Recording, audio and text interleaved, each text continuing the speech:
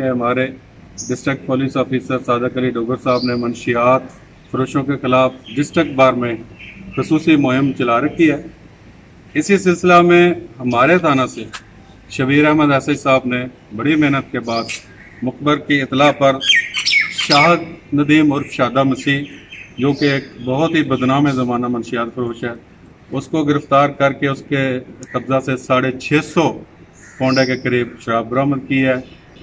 और इसी तरह एक दूसरी कार्रवाई में मज़हर अब्बास उर्फ फौजी मुख्तलिफ थाना जात में ये शराब वगैरह का कारोबार करता है और पहले भी रिकॉर्डेड आदमी है। ये दोनों रिकॉर्डेड आदमी, इनके खिलाफ डीसीओ पर्चे हैं मुख्तलिफ थाना जात में मंशियात के।